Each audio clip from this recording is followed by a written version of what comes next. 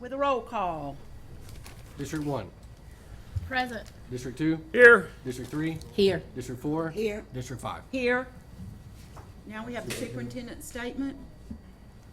In accordance with Section 200.065 and Chapters 1010 and 1011 of the Florida statutes, I previously submitted the tentative balanced budget for 2017-2018 and recommended the millage to be levied.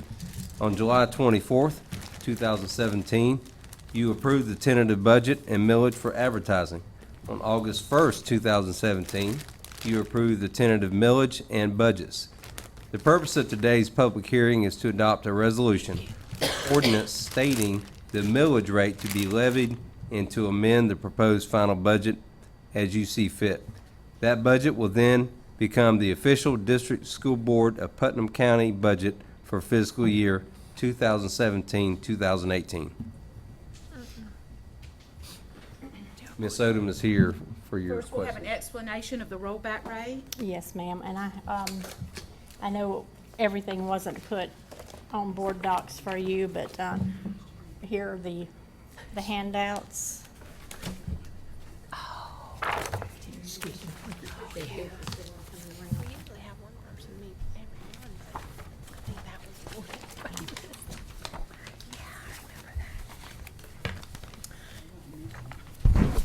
You've each been given a packet of handouts that we will go through, and I do apologize that this is the second or third time that you've seen a lot of these items, but in order to follow the Florida Truth and Millage Guidelines, I have to discuss certain items.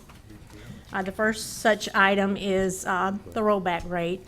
In order to be in compliance with the Florida Truth and Millage Guidelines, I have to tell you that the rollback rate is the millage rate that it would take to bring into the district the exact same amount of revenue, tax revenue, as we received last year. That doesn't take into account any new construction that might have occurred throughout the year. It's applied to the current year tax base. That rollback rate for us is 6.5795 mils. And we've got a proposed millage rate of 6.354 mils, which will bring in only 96.57% of the tax revenues that we received last year. Our proposed millage rate is 3.43% less than the rollback rate.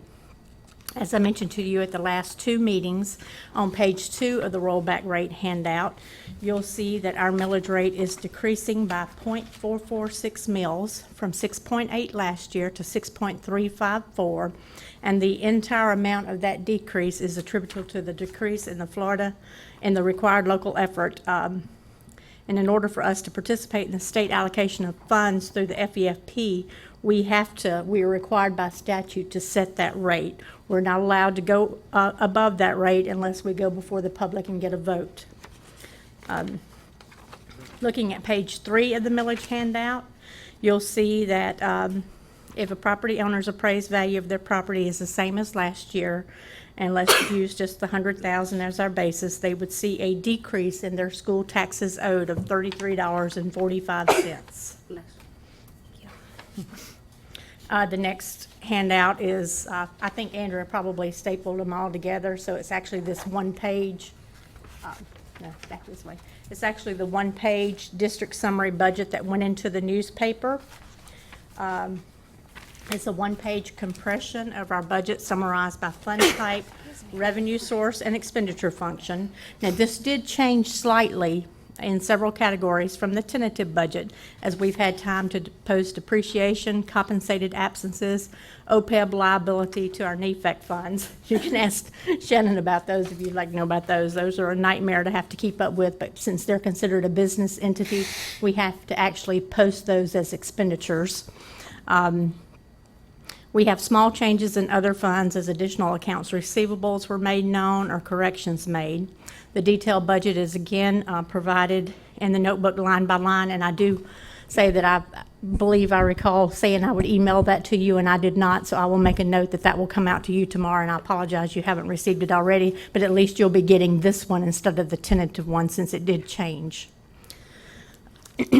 Now, from this document, as always, I'm going to call your attention to two items.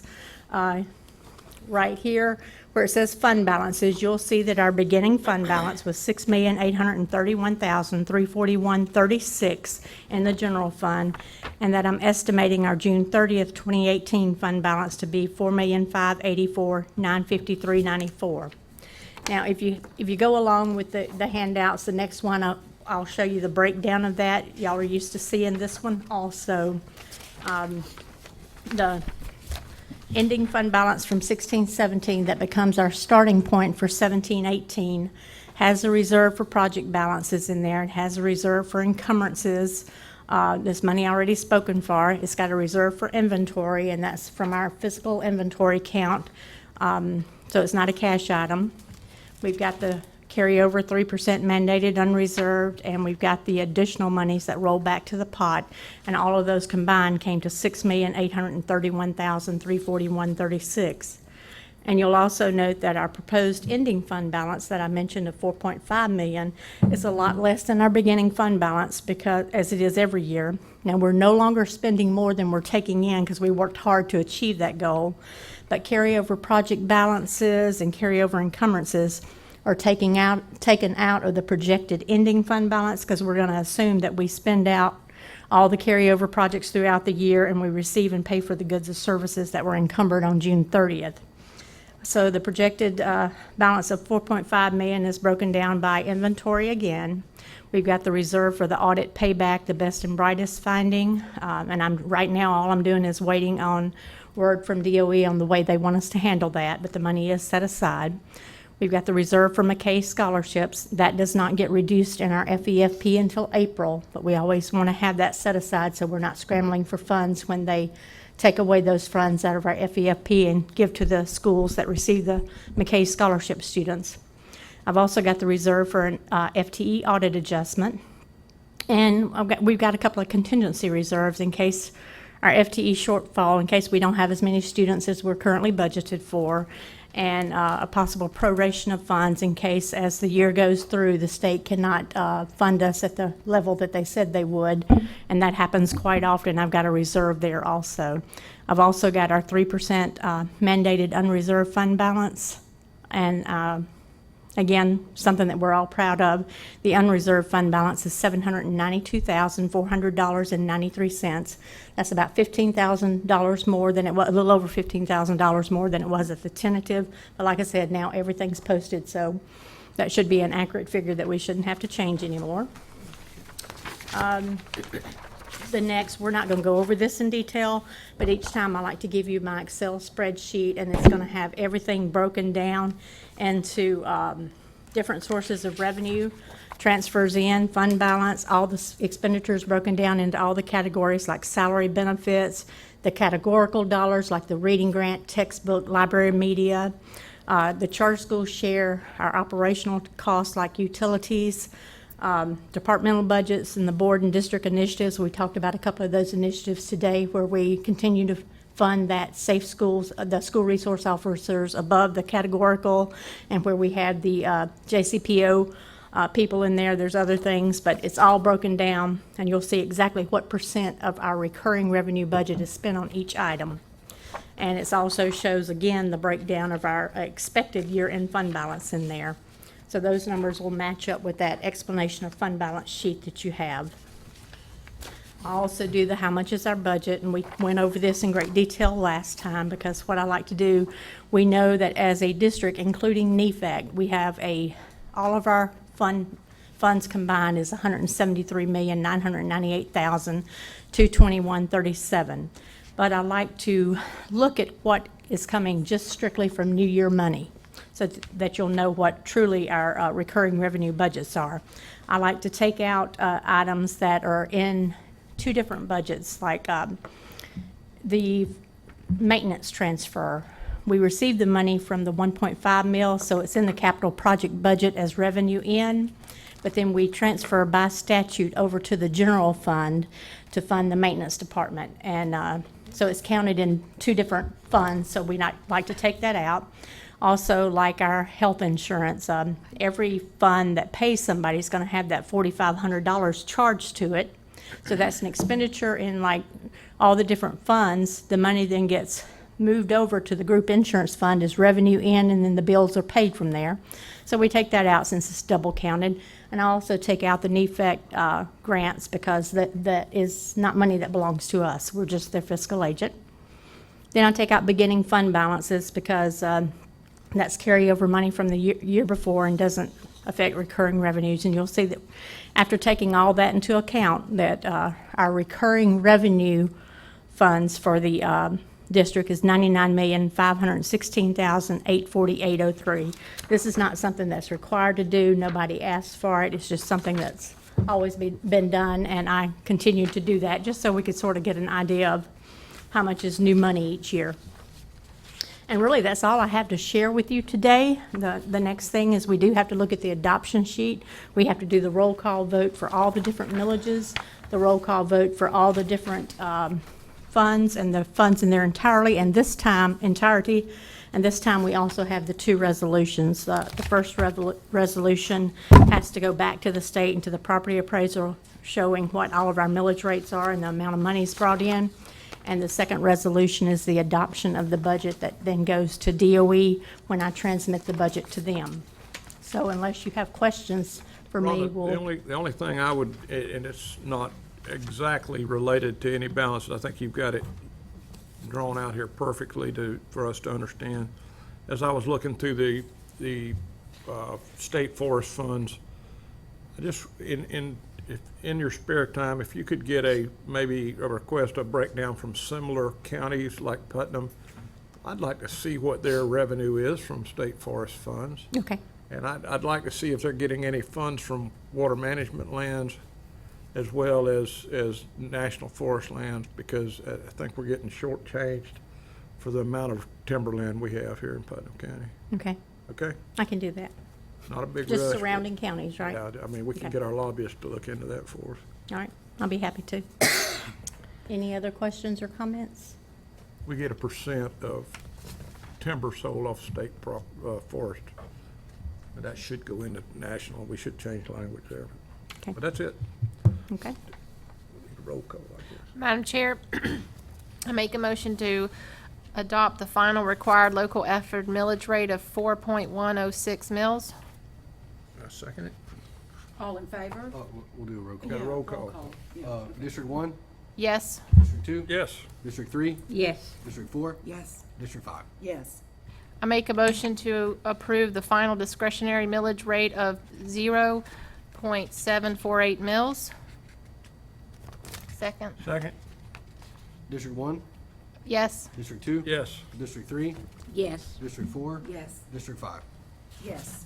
I make a motion to approve the final capital outlay millage rate of 1.5 mils. You want a second? I'll second. District 1, Yes. District 2, Yes. District 3, Yes. District 4, Yes. District 5. Yes. I make a motion to keep, approve final total millage rate of 6.354 mils, which is 3.43% below the rolled back rate. I second it. Or Sandy seconded it, excuse me. District 1, Yes. District 2, Yes. District 3, I thought you said. Yes. District 4, Yes. District 5. Yes. I make a motion to approve final general fund budget of $92,423,441.66. 44100 or $441. $66. Okay. Got a second? I second. District 1, Yes. District 2, Yes. District 3, Yes. District 4, Yes. District 5. Yes. I make a motion to approve the final debt service funds budget of $649,549.06. I second it. District 1, Yes. District 2, Yes. District 3, Yes. District 4, Yes. District 5. Yes. I make a motion to approve the final capital budgets fund budget of $8,599,915.04. I second that. District 1, Yes. District 2, Yes. District 3, Yes. District 4, Yes. District 5. Yes. I make a motion to approve the final special revenue funds budget of $16,193,767.32. I second that. District 1, Yes. District two, Yes. District three, Yes. District four, Yes. District five. Yes. I make a motion to approve the final internal service funds budget of $26,338,348.86, or $348.86. I second that. District one, Yes. District two, Yes. District three, Yes. District four, Yes. District five. Yes. I make a motion to approve the final trust and agency funds budget of $131,301.82. I second it. District one, Yes. District two, Yes. District three, Yes. District four, Yes. District five. Yes. I make a motion to approve the final enterprise funds budget of $29,661,897.61. I second that. District one, Yes. District two, Yes. District three, Yes. District four, Yes. District five. Yes. I make a motion to approve the final total district final budget in its entirety,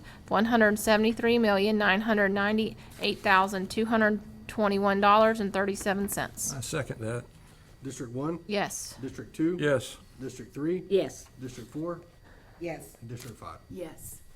I make a motion to approve the resolution determining revenues and millages levied for 2017-2018. Second that. District one, Yes. District two, Yes. District three, Yes. District four, Yes. District five. Yes. I make a motion to approve the resolution adopting the district summary budget for 2017-2018. I second that. District one, Yes. District two, Yes. District three, Yes. District four, Yes. District five. Yes.